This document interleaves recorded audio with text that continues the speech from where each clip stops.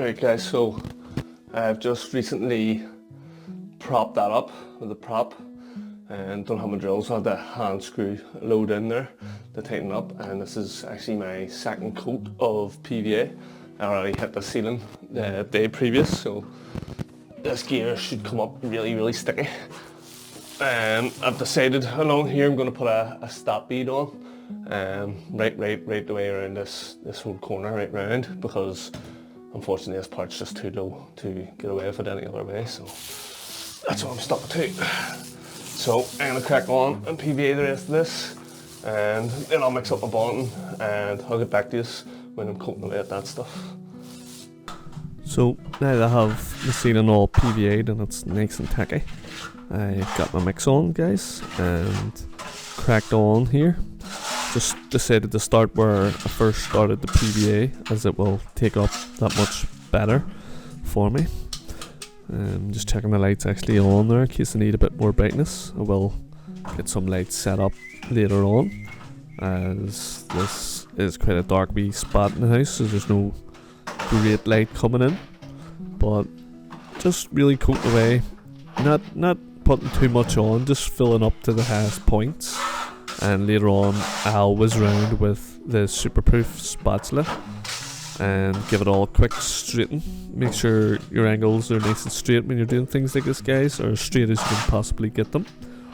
And my idea here is to get everything coated on, and bar above the door where I had to prop it up is still a bit of a bend in that ceiling, so I'm going to actually tighten stuff up really stiff just to build that out. I don't want to be going the stuff I've mixed nice and creamy, so I don't want to be trying to fill out too heavy with it, and I don't want to be waiting for it, so a stiffer mix should pick up that bit quicker for myself.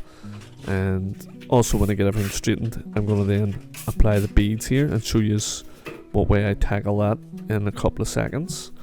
But as you can see, I have no board set up. I think I'll talk about that later on in the video, but just working up and down off the bucket, off a hop up. Not the easiest thing to do, but for a hallway like this, I didn't see a sense of using the plastering stilts. I find going in and out of doorways to board is quite awkward also, so not the most sensible thing to be doing either. So just thought handy enough, just use it out of the bucket, get a nice coat on, and I can feel what it's going like in the bucket as well, if it's setting too quick or not. And of course I'm using Make Good bonding here, and my idea is going to be to skim it with Carlite Ultra Finish, so you'll have to wait to the end to see what the results of that are. But you know, I'm going to cover a lot of aspects here, guys, throughout the whole lot. So everything on straightened, time to get the beads done. And like I said earlier, guys, get everything ready.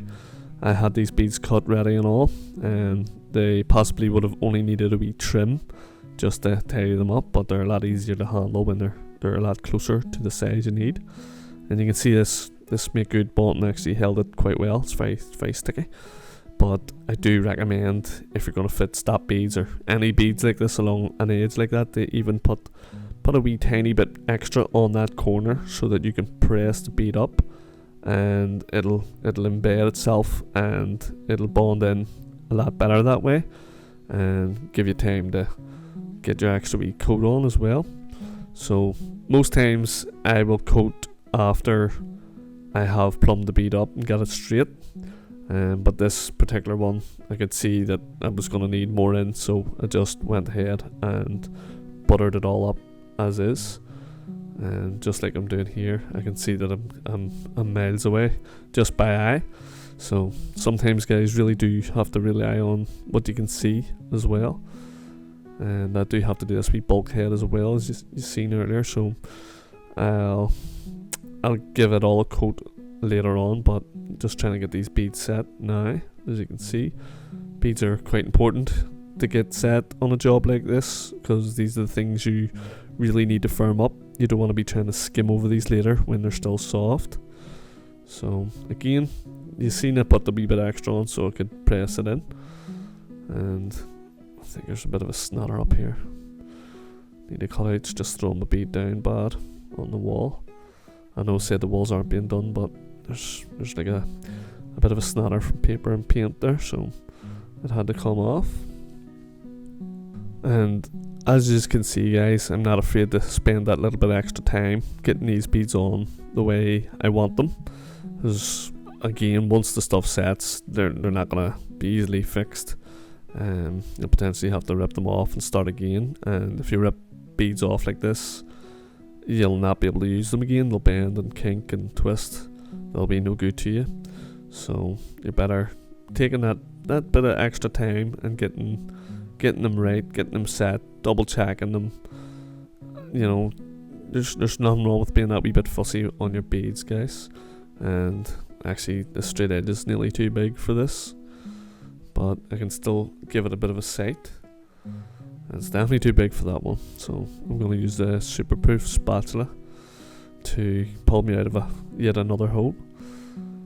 Although there's no bubble on this one, I'm just really eyeballing it and taking it from my long bead, trying to keep them as flush as possible in the joint.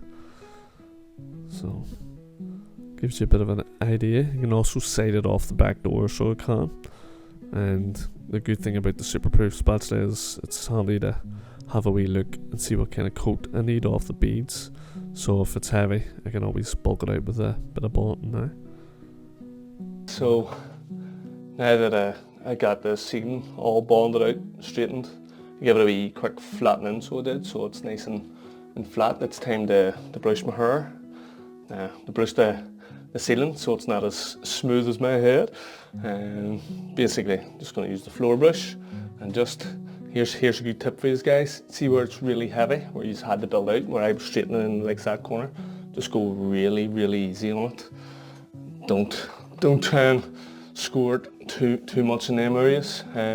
Again, same goes for if you're doing the likes of beads, go really gentle on them. You can wash them down later and scrape them down later too, but you don't want to knock them off. You've got them all nice and straight and neat. Same as all these angles, you don't want to be pulling it and then you have to scrape it all later. So could be tip for you, but again, you can let this pick up and hit it with a float, but I find the brush is lovely and gives me a lovely key for the next coat. I have a wee bit of time, guys, as I've got this all brushed up, but if you're waiting about, guys, make sure you spend your time wisely. You know, don't be sitting playing on your phone. You can get around, make sure all your angles are clean. Still go 2 coats of skim, but why wait around? I've got all my angles cleaned. I've wiped down the walls sort of quickly.